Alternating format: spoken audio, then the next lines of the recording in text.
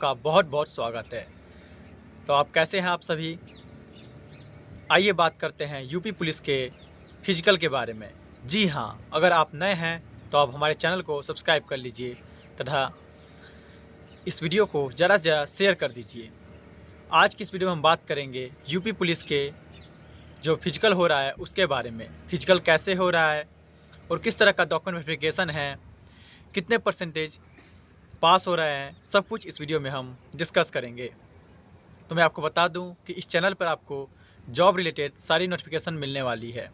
Exam कब होगा, exam का सिलेबस क्या होगा, उसका डॉक्यूमेंट वेरिफिकेशन यानी कि जॉब के नोटिफिकेशन से लेके जॉब के ज्वाइनिंग तक हम आपको इस चैनल पर बताएंगे। हर एक चीज़ के बारे में बारीकी से डिस्कस करेंगे।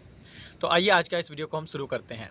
तो मैं आपको बता दूं कि यह जो वीडियो मैं बना रहा हूं, बहुत सारे जो दोस्त जो हैं हमारे हैं, जो अभी फिजिकल देकर आए हैं, उनसे मैंने कुछ डाटा कलेक्ट किया है, उसके बेसिस पे मैं बता रहा हूँ। तो देखिए, यूपी पुलिस का जो हाइट है, हाइट का जो मेजरमेंट है, कोई कह रहा है कि मेरा हाइट कम था, ज़्यादा दिखा रहा है, कोई कह रहा है कि मेरा हाइट ज़्यादा था, कम दिखा रहा है। तो मैं आपको बता दूँ कि आपका ये जो डिपेंड करता है, वो खड़ा होने के तरीके पर डिपेंड कर रहा है।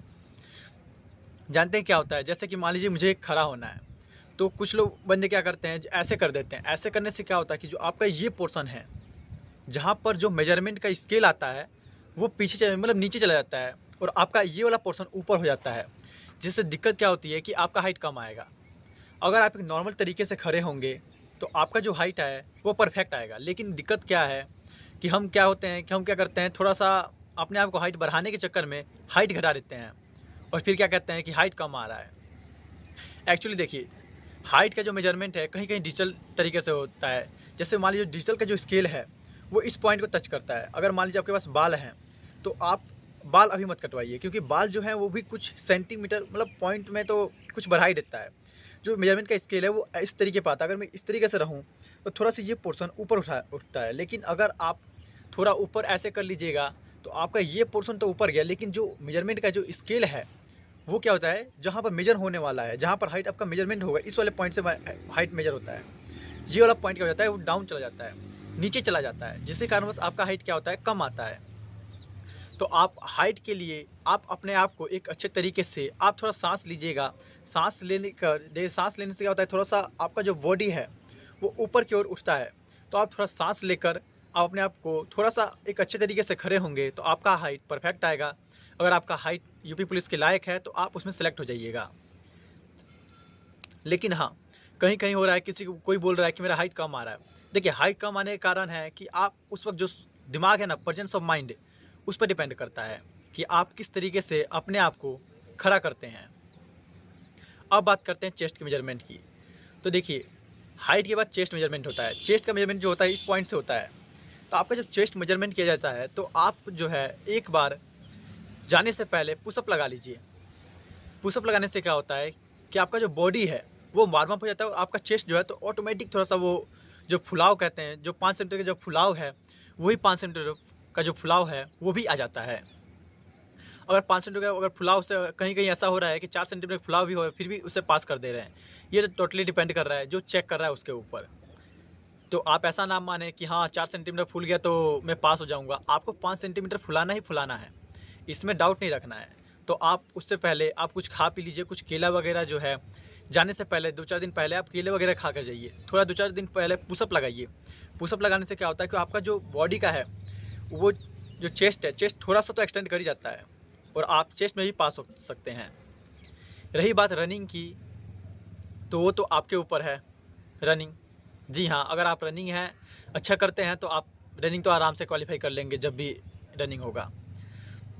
मेन बात है अब डॉक्यूमेंट वेरिफिकेशन की। देखिए, डॉक्यूमेंट क्या होता है, आपका जो भी डॉक्यूमेंट है, कहीं किसी का नाम मिस्टेक होता है, किसी के पापा का नाम मिस्टेक होता है, ये सब जो है ये पॉइंट यही निकलता है डॉक्यूमेंट वेरिफिकेशन में। जैसे मान लीजिए आपका आधार कार्ड है, आपका मैट्रिक का सर्टिफिकेट है, आपका इंटरमीडिएट का सर्टिफिकेट है, आपका जो नाम है, आपका नाम, आपके पापा का नाम, मम्मी का नाम जो है, जो आपका आधार कार्ड में है, वही आपका मैट्रिक के सर्टिफिकेट पर होना चाहिए। एक्चुअली ये मैट्रिक के सर्टिफिकेट से ही सब मिलाते हैं कि मैट्रिक के सर्टिफिकेट जो भी नाम है आपका, भले आपका स्पेलिंग मिस्टेक हो, जैसे मान लीजिए पांडे, पांडे में कोई PANDEY, कोई AY किसी का गलती से भी लग गया बाई मिस्टेक, तो आपका सारा डॉक्यूमेंट DAY से ही होना चाहिए। यानी कि आपका अगर एक छोटा सा भी मिस्टेक मैट्रिक के डॉक्यूमेंट में हुआ है, वो आपका क्या करेगा, आपका मैट्रिक, इंटर, आधार कार्ड, पैन कार्ड, जो भी डॉक्यूमेंट है, आय आवासीय जो भी है, इनकम है का है या कास्ट सर्टिफिकेट है, सब कुछ आपका जो भी है वो क्या होना चाहिए, उसके अकॉर्डिंग ही होना चाहिए। अगर आपका हो सकता है कि आपने एनसीसी किया हो, एनएसएस किया हो, तो उसमें भी जो आपका नाम होगा वो भी उसके अकॉर्डिंग ही होगा। अगर आपका नाम उसके अकॉर्डिंग है तो आप आसानी से डॉक्यूमेंट वेरिफिकेशन क्लियर कर सकते हैं, इसमें कोई भी बड़ी बात नहीं है। लेकिन हाँ, आपका नाम जो है आपको पता हो जाएगा कि आपका नाम कहाँ मिस्टेक है। पापा का नाम में हो सकता है कहीं माइनर मिस्टेक होता है, जैसे कि एक स्पेलिंग का मिस्टेक जो हम लोग ध्यान से देखते नहीं है, वो छोटा सा एक स्पेलिंग जो है ना, वही एक डॉक्यूमेंट वेरिफिकेशन का जो पॉइंट बन जाता है। इसके लिए आपको एक प्रॉपर समय दिया जा रहा है और उस समय के अंदर आप सही भी करा सकते हैं, तो इसके लिए डरने की बात नहीं है।